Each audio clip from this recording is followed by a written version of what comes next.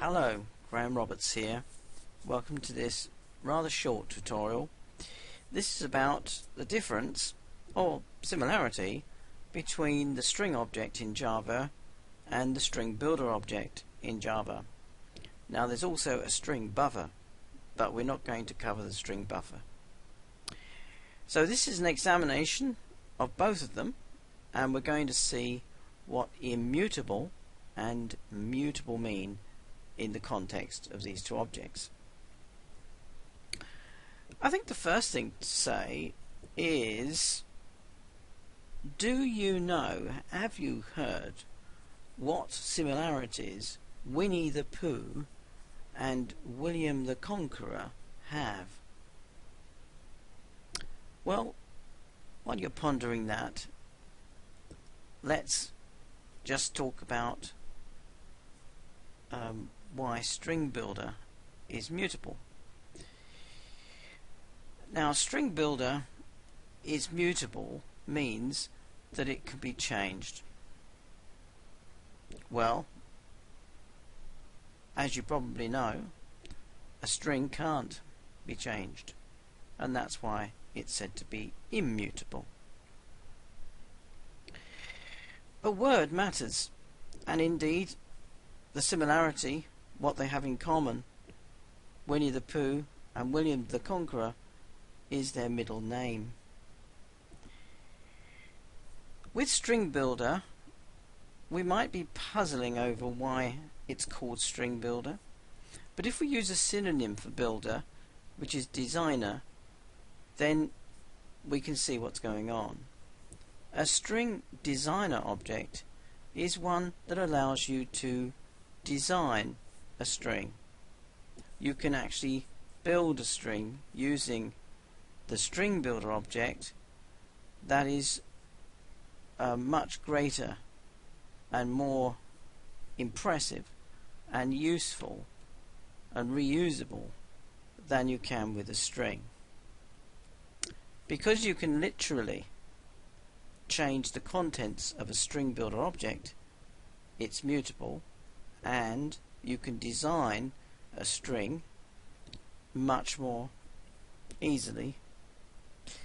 With a string object you can indeed concatenate strings and build them up, but there's something kind of special about them which we're going to be looking at.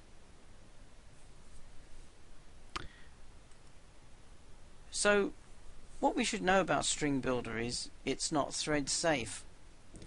That means it's not safe to use if you're going to have more than one thread running. And it's also mutable. That means that once assigned, values can be changed. It's very fast, but it's unsafe. Here's an example of StringBuilder object being instantiated. We're calling it demo2, and it takes on the value of the instantiation of a StringBuilder object with the value greetings. Now the greetings is passed into the constructor for StringBuilder object, and demo2 will contain greetings. But this is stored in the heap, and that's why its value can be modified. As we shall see, strings are not stored in the heap. They're stored elsewhere as constants. So we've created demo2 having greetings as its content, and now we've got demo2 is equal to a new StringBuilder object, farewell. So demo2 is pointing to the same memory. Demo2 in both cases is pointing to the same memory in the heap. So what that memory was, whatever location it was, let's call it location X, it had greetings in it, now it has farewell. If this was a string object, we couldn't do that. Even though we point to the string object, as soon as we say we want a new string, we're pointing to a different memory location.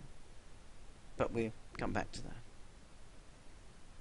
So demo2 is pointing to the same memory and it's overwritten. So mutable, overwritten are synonyms in this context.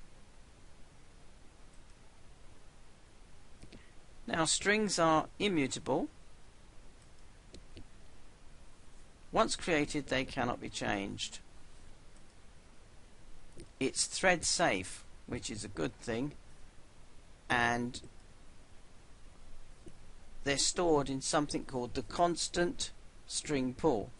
Now this isn't a pool of water that is constant. It's really a collection, if you like, of string objects, but they're constant. That is, they're not going to change. They're fixed. They're not on the heap.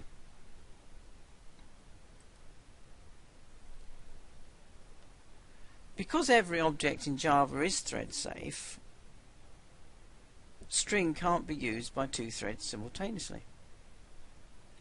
Once assigned, though, it can't be changed. Let's have a look at this example. Demo is equal to greeting. Well, in the constant string pool, there will be set up a place to store the word greeting. Its value can't be modified at all. So, if we want to write something like an assignment to demo of a new string, farewell, it really is a new string. It's another part of memory. It's not the same memory as before. And demo is pointing to something that says farewell, and before it was pointing to something that said greeting, but that something is different. They're not at the same memory locations. One is at X and one is at Y, not as we saw with the string builder object.